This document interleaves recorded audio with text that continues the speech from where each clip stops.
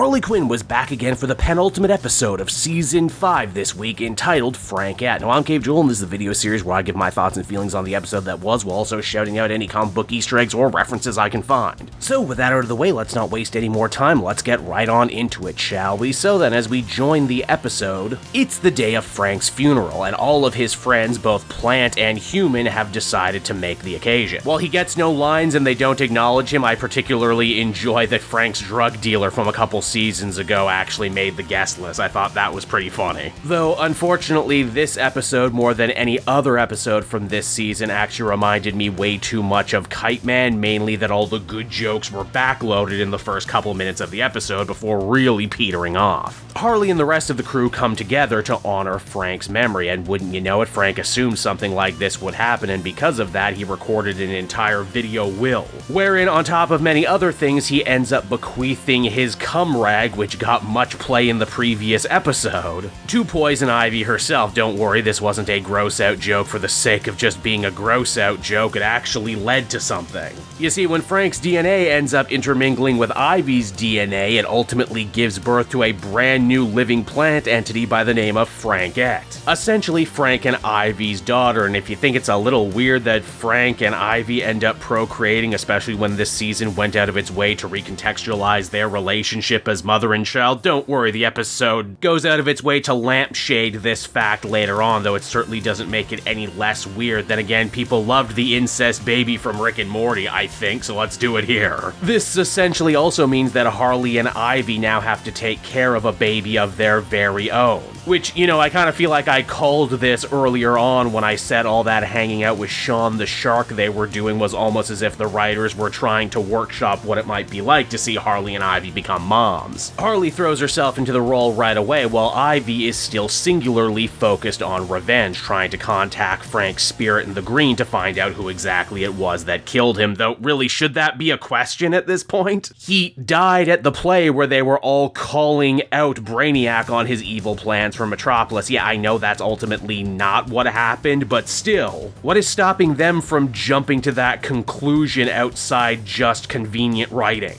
Something this episode is sadly very filled with. Now, for a second, the show does actually end up gesturing in perhaps offering up Ivy some unique characterization. Again, remember, she didn't exactly have a great relationship with her own parents, now she is a parent. But she also seems to resent the new Frankette and doesn't want her to just become a cheap replacement for Frank himself. These are actually some very complex, very interesting, and very nuanced ideas that the show is playing with here, and I sure would have loved to have seen them explore these ideas further, maybe next season, but nah, they wrap it all up by the end of this episode. Disappointing. Also, speaking of disappointing, Sean the Shark is back, having run away from home yet again. This is his third overall appearance, and you know what? I feel confident enough now to come out and say it. Not a fan of Sean. He was a little amusing at first, but it's literally just the same joke over and over again with diminishing returns each time. In fact, he seems even less fun this time around because we actually got a few precious minutes with King Shark this episode. And if I had the choice between more Ron Funches or his annoying kid, I would obviously choose Ron Funches. Sean is really only here too to help instigate this episode's B-plot, a fact of which I feel is really unnecessary given that this is the penultimate episode and that they should be kicking hard to the finale. But no, apparently what this episode really needed was to give Bane some babysitting busy work. They try their hardest to tie it into Bane being a father himself, to the young fairy tale Goldilocks, who seems to be acting out in school now. This also means we see the return of the Dutch immersion school gag from earlier on in the season, which is one of those jokes that's a lot funnier in theory when you're left to imagine it and a lot less amusing when you actually go there. But alright, the real meat and potatoes of the episode though is Harley and Ivy, with the help of Lena Luthor, invading Brainiac's ship and hopefully taking him out once and for all, saving Metropolis and avenging Frank in the process. And if you're wondering to yourself, geez, if Lena had a teleporter that could take her to Brainiac whenever she wanted, why didn't she try and deal with Brainiac on her own? All I can say is that it will make a little bit more sense by the end of the episode. But alright, here we go, the big confrontation we've been waiting all season for, Harley and Ivy versus Brainiac. A villain who is their perfect antithesis in every way, shape, and form. Harley is an agent of chaos, Brainiac is an agent of cold mechanical order, Poison Ivy is a master of nature, while Brainiac is a master of the technological. I mean, geez, this confrontation basically writes itself. How could they possibly ever drop the ball on this? Well, they do. You see, by the time our two heroes find Brainiac, he's already a depressive mess after coming to the realization that his only companion, the last shred of his homeworld Coco, has been dead for a long time now. In fact, it's all Brainiac can do to watch the Brainiac musical over and over again.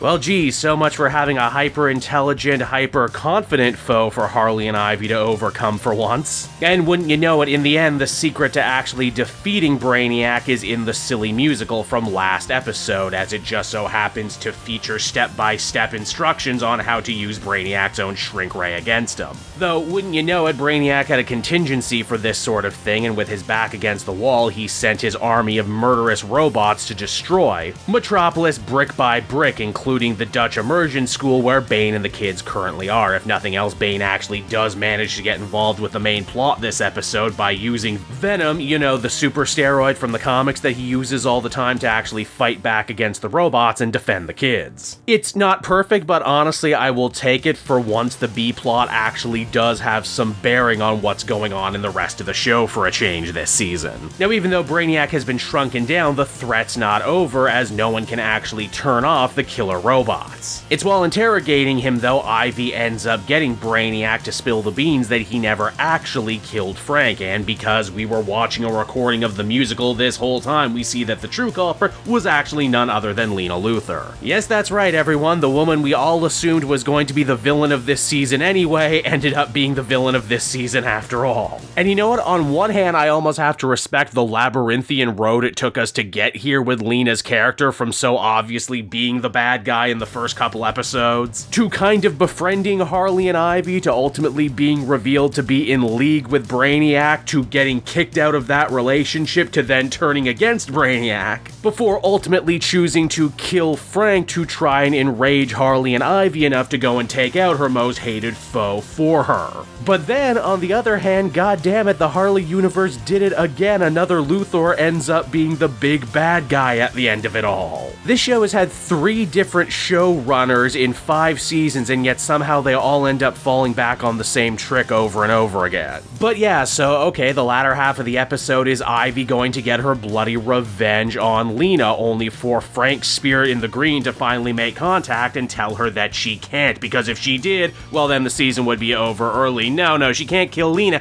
because she has to go save Frankette, you know, the new plant kid that she didn't really care much for to begin with. Well, don't worry, we wrapped that all up in one episode. Ivy now suddenly cares a lot and not only saves Frankette, but instantly throws herself into the role of mother. Geez, you know, remember when this show would spend a whole season's worth of episodes dealing with the complex emotional fallout of an abusive relationship or 2 close friends becoming lovers? Hell, even trying to find a new career later in life. Now the show just absolutely speed runs what very easily could have been huge emotional characterization milestones. But believe it or not, that's not actually the thing about this week's episode that sticks in my craw the most. No, it's what happens afterwards. You see, when Ivy leaves Harley unattended on Brainiac's ship, Lena once again appears, this time to make a devil's deal. If Harley agrees, then Lena will shut down all of Brainiac's robots and save the city, though in reality what she's actually doing is bringing the robots under her control. Harley ends up having no other choice but to agree, even though, let's face it, Lena was probably just going to do what she was going to do anyway, because, you know, Metropolis seems to be maybe the only thing she actually cares about. But yeah, for a minute there, it looks like the day is saved. Brainiac has been defeated, and the robots have seemingly been turned off. Harley and Ivy return home, where they throw themselves into the active role of mothers and caretakers now to Frankette, why they even help her through her first word, which you better believe is fuck. This happy Kodak moment is shattered, though, when Ivy realizes that the only way Harley was able to make this happen was by cutting another deal with Lena.